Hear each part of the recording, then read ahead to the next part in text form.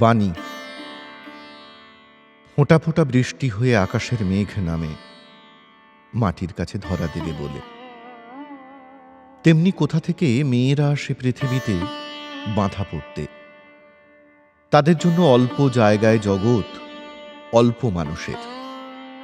ওইটুকুর মধ্যে আপনার সবটাকে ধরানো চাই, আপনার সব কথা, সব ব্যথা, সব ভাবনা। তাই তাদের মাথায় কাপড়, হাতে কাঁকন, আঙিনায় বেড়া। মেয়েরা হল সীমা স্বর্গের ইন্দ্রাণী। কিন্তু কোন দেবতার কৌতুক হাস্যের মতো অপরিমিত চঞ্চলতা নিয়ে আমাদের পাড়ায় ওই ছোট মেয়েটির জন্ম। মা তাকে রেগে বলে দস্যি, বাপ তাকে হেসে বলে পাগলি। সে পলাতকা ঝর্ণার জল, শাসনের পাথর ডিঙিয়ে চলে। তার মনটি যেন বেনুবনের উপর ডালের পাতা, কেবলই ঝিরঝির করে কাঁপছে।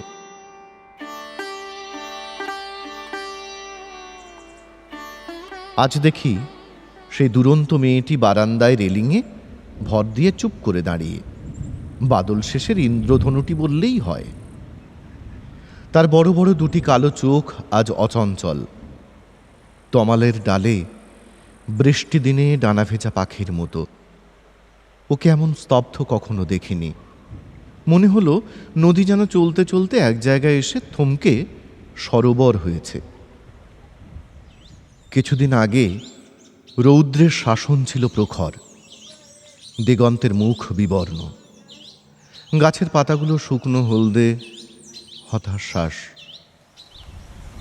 এমন সময় হঠাৎ কালো আলোথালু পাগলা মেঘ আকাশের কোণে কোণে তাঁবু ফেললে। সূর্যাস্তের একটা রক্ত রশ্মি খাপের ভিতর থেকে তলোয়ারের মতো বেরিয়ে এলো। অর্ধেক রাত্রে দেখি দরজাগুলো খড়খড় শব্দে কাঁপছে। সমস্ত শহরের ঘুমটাকে ঝড়ের হাওয়া ঝুঁটি ধরে ঝাঁকিয়ে দিলে। উঠে দেখি গলির আলোটা ঘন বৃষ্টির মধ্যে মাতালের ঘোলা চোখের মতো দেখতে, আর গির্জের ঘড়ির শব্দ এলো যেন বৃষ্টির শব্দের চাদর মুড়ি দিয়ে। সকালবেলায় জলের ধারা আরো ঘনিয়ে এলো, রৌদ্র আর উঠল না।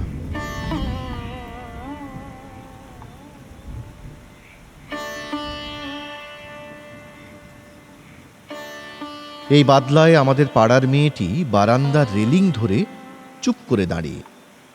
তার বোন এসে তাকে বললে মা ডাকছে। সে কেবল সবেগে মাথা নাড়ল। তার বেনি উঠল দুলে। কাগজের নৌকা নিয়ে তার ভাই তার হাত ধরে টানলে, সে হাত ছিনিয়ে নিলে। তবু তার ভাই খেলার জন্য টানাটানি করতে লাগলো। তাকে এক থাপড় বসিয়ে দিলে। বৃষ্টি পড়ছে, অন্ধকার আরো ঘন হয়ে এলো। মেয়েটি স্থির দাঁড়িয়ে।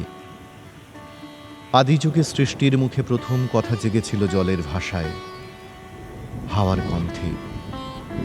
লক্ষ কোটি বছর পার হয়ে সেই স্মরণ বিস্মরণের অতীত কথা আজ বাদলার কলস্বরে ওই মেয়েটিকে এসে ডাক দিলে। ও তাই সকল বেড়ার বাইরে চলে গিয়ে হারিয়ে গেল। কত বড় কাল, কত বড় জগৎ, পৃথিবীতে কত যুগের কত জীবলীলা। সেই সুদূর, সেই বিরাট আজ এই দুরন্ত মেয়েটির মুখের দিকে তাকালো মেঘের ছায়ায়, বৃষ্টির কলস শব্দে। ও তাই বড় বড় চোখ মেলে নিস্তব্ধ দাঁড়িয়ে রইল, যেন অনন্তকালেরই প্রতিমা। শুনলেন আজকের নিবেদন। কেমন লাগলো কমেন্টে জানান। ভালো লাগলে শেয়ার ও সাবস্ক্রাইব করুন আমাদের চ্যানেল। হিয়ার মাঝে শুনছি রবীন্দ্রনাথ।